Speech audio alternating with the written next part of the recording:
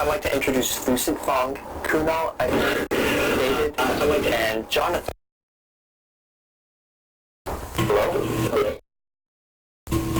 Caleb, let me introduce you all just for a few moments. I'd like to welcome Team 4 for the first in-world OPSPARC challenge for today. And just briefly, I wanted to let you all know that on this end at NASA Goddard, we have OPSPARC team leaders and project managers. We have Mark Clampin, engineer with the James Webb Space Telescope.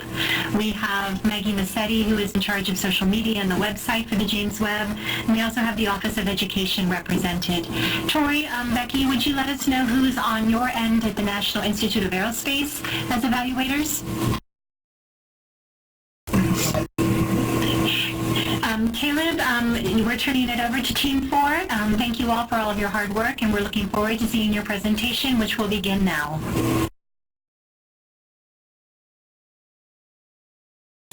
Thank you, Sharon. If you all would join me in Team 4's in-world,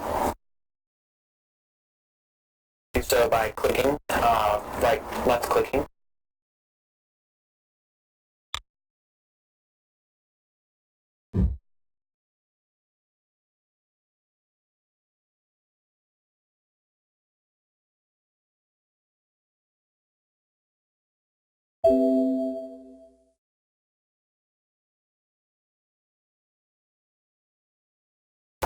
I'll just wait for everybody to arrive.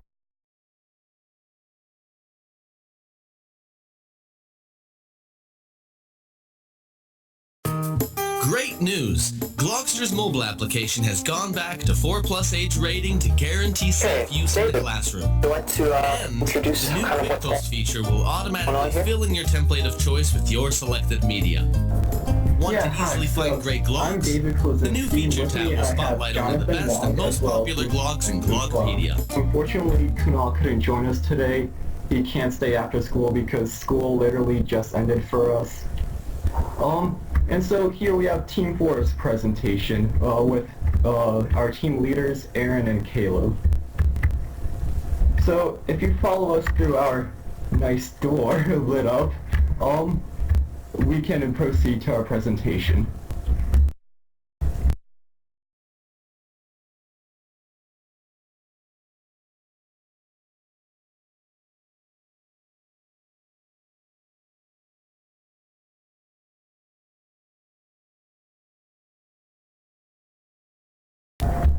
So here we have an overview of what we were doing. Basically, OPSPARC is a challenge for us to construct our own spin-off technology using something that is implemented on the James Webb Telescope, which will be launching in 2018. And so our spin-off is a type of drone, which you can see modeled over here, as well as on the other side of the room.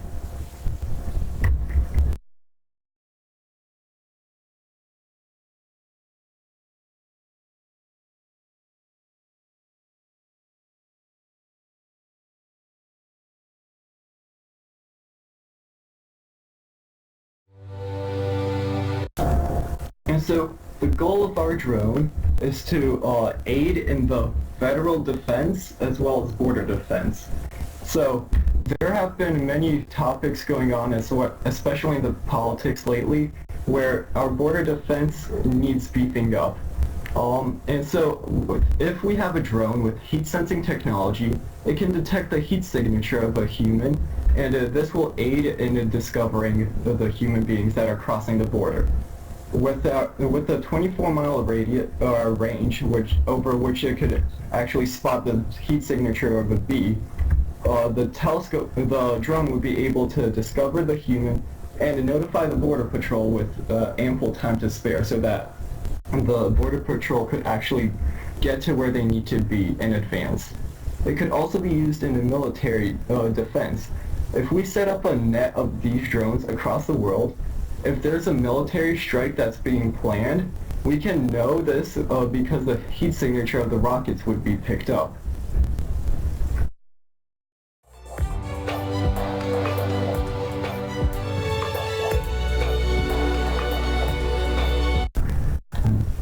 And so to implement this, we use the infrared detectors from the James Webb Space Telescope. These are tremendously better than cameras. Cameras, they see in color, but it's much more difficult to discern a human being or something with a specific heat signature over the camera. As well as the detectors, the infrared detectors, they have a larger range than the camera. And so to implement the detectors, we also need some other technology that goes along with it, such as the microshutters, the cryocoolers, as well as the processing powers. So first we had to think about how we could implement our design to use this infrared technology in order to boost the security of the nation and worldwide possibly. So one of our first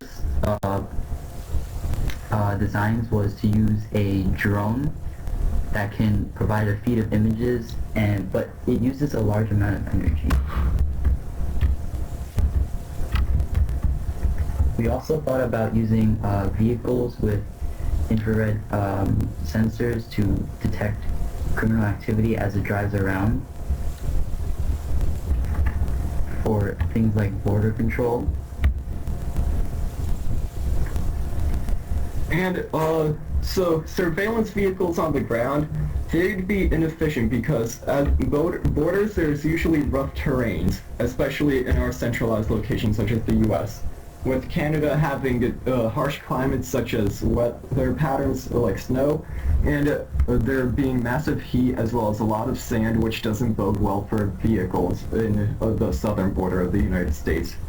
So we concluded that an aerial drone that can fly at a higher altitude is less likely to be affected by these. And so over here, if we move a little over, you can see that we had a few renditions of this drone. This drone that has the coaxial design, meaning that it has two props spinning in opposite directions, is our preferred design. This is because a coaxial design has a higher, or requires less power than having multiple motors, plus it provides more thrust, so it could ultimately lift a heavier payload or have a longer air time. And we know that processing power, especially in parallel like we are planning to do, requires a lot of energy. So we plan to use a 4G LTE signal to send the data that we capture from these detectors over to a data mining farm. There, the actual supercomputers can then observe what the feed is coming in and then detect any threats such as an unknown person trying to cross a border or a missile being launched somewhere in the air.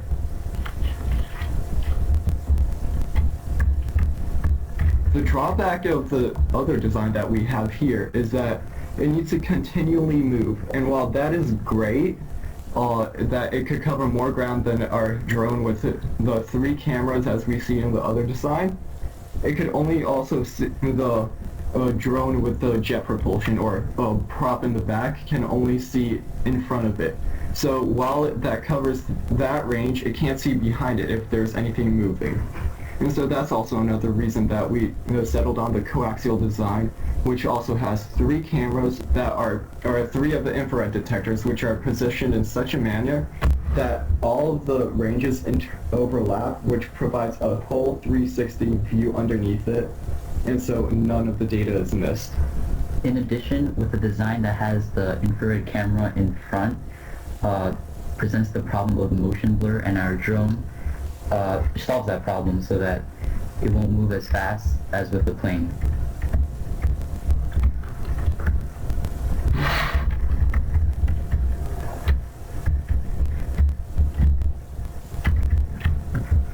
So with the designs that we proposed, there will be different strengths and weaknesses. The greatest strength is that the use of infrared detectors can be powerful, however, if no obstructions are present, but the wavelength of the infrared signal is relatively large, so the wave obviously cannot pass through glass and many other solid objects. But at the same time, with that being said, the strength of the infrared detectors compared to that of per se cameras or other detection devices is that infrared detectors can't see through many different objects, and it uses heat sensing. So if you have, let's assume, a human hiding behind something, you would be able to detect them. So as you stated, at the same time, these infrared detectors can recognize the subtle heat signature and obscure shapes, such as weapons or human beings. So sometimes other forms of detections, are unable to produce clear images at night or at foggy conditions. Our infrared detectors, since they use heat detection, will be able to make precise images no matter what the conditions are, unless there's tampering with the devices. So the data processing requires a tremendous amount of electricity, and that will not be so feasible on a mobile drone with a finite battery. So in order to counteract this problem, the captured data will be sent to a processing farm or image recognition and threat detection. So another benefit of using a drone is that it allows for constant scanning over a large area. So instead of per se implementing a bunch of different cameras on a border, you can just have a couple of drones to constantly scan a border or to detect different weapons. So maintaining a handful of drones will be a lot more cost effective in the long run than using hundreds and hundreds of cameras just to patrol one area, because one drone can scan a huge range and area compared to other detection devices. So on-ground cameras or surveillance vehicles can easily be dealt with compared to an aerial drone. It's difficult for people on ground to mess with an aerial drone compared to cameras on the ground. So another possible drawback to a design is that since these are aerial drones, they can run into trouble during thunderous or inclement weather, or per se any air pollution or any things that can mess with the waves. But compared to that of the ground, the use of aerial drones is much more effective. Also, another feature that we implement on our drone is a roll cage that you can see as a common theme between our 3D drones that we have floating around here, our sketch drone, as well as our 3D modeled in CAD drone. This roll cage, if anything were to happen to the drone, such as a sudden loss of power, would ultimately help prevent the drone from being, crushed on impact if it were to fall. So this is another safety feature, and it allows for more efficient maintaining of a fleet. And to also maintain a fleet, we were considering supplying a pod with these drones so that one drone can be on the ground charging while another is in the air patrolling. And so when the battery dies, these drones could ultimately switch. And because lithium-ion batteries charge relatively quickly compared to all other batteries, they would be the optimal design. So within half an hour, you could have a fully charged drone. The other drone can maintain its battery life and fly throughout this half an hour.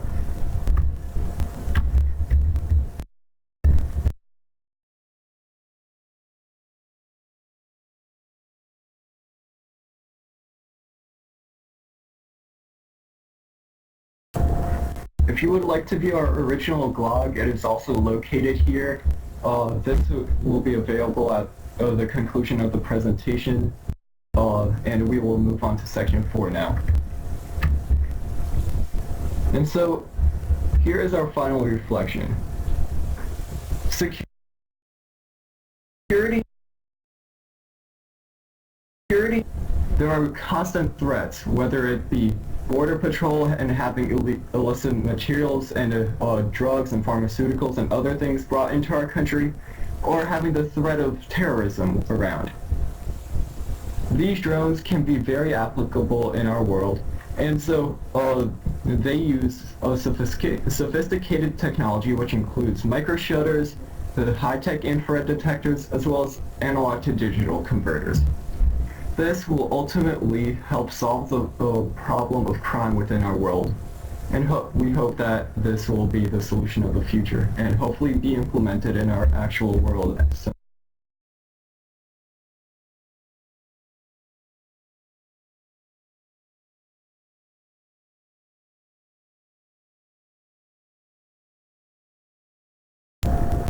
Also, here we have a video that we compiled for you to view as well.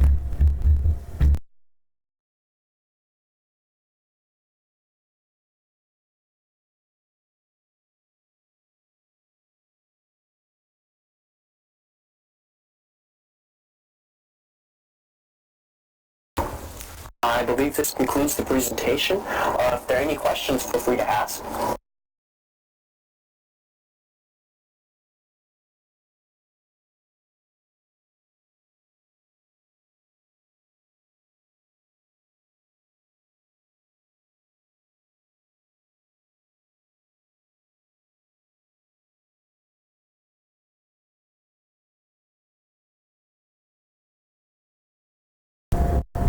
Okay, so first in regards to the lights on the drone, these drones that you see here, that was the closest representation that I could find to the actual 3D cameras. And then next is the layout of the drone. So the coaxial design, while quadcopters may be stable, the coaxial design also provides superior stability to a single rotor or a single prop helicopter that you see used in today's world. Those have better maneuverability, but here we're looking for stability. And with the twin props spinning in opposite direction, the buffered wind that is formed as well as the ground effect that is provided provides better support and cushion of air ultimately underneath the drone, which will ultimately provide superior stability. These drones then can hover in midair without actually moving or rotating as well, and this is usually paired with some sort of accelerometer and gyroscope, which allows it to maintain stability, so it'd be almost as if it was standing on the floor instead of floating in air. Any other questions?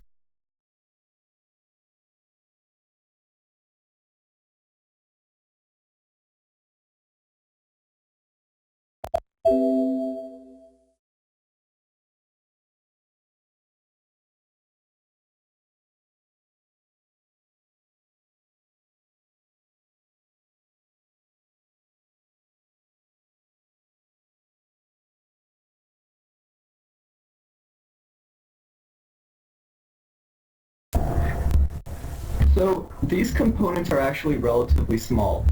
The infrared camera itself is really just a thin plate of selenium, I believe, and zinc. And so when the light is on here, when it is bounced off the plate then produces a bit of electricity relative to what it sees, quote unquote. And so this portion of the design is actually really light, ounces we mean.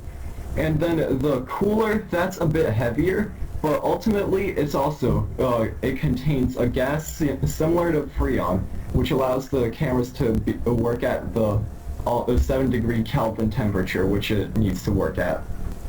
And so this, from what I read on the NASA specs, doing research through Wikipedia as well as the James Webb Space Telescope, and the contractors that are working on this telescope, this shouldn't weigh more than a pound or two. It isn't that heavy, but and considering that the battery would be even heavier than that, it shouldn't be a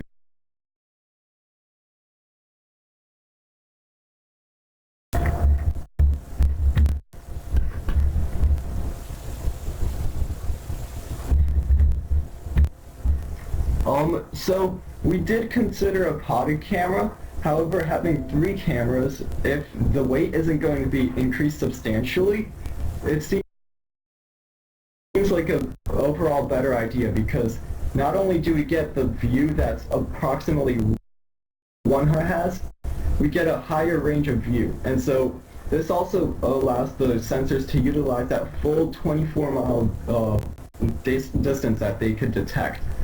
Instead of just being concentrated and pointed down, we could utilize it and view ultimately a huge range of something of close to 50 miles in distance back and forth from where the drone is, instead of, say, the mile down that the drone would be at, plus other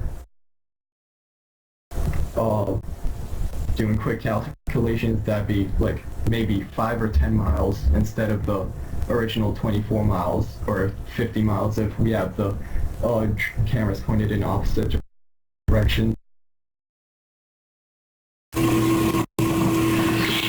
Team 4, I think we have all the questions that we needed to ask. We want to thank you very much for your responses to those questions and for your presentation. Your last task is to get us back to the lobby. Okay, perfect. Thank you so very much for your time, and we will get you back to the lobby then. The quickest way we've discussed, and then selecting the lobby, which disappeared. Wait, let's go down. It's oh yeah, RW-IW, which you might have to scroll down a little. Or we could guide you there as well.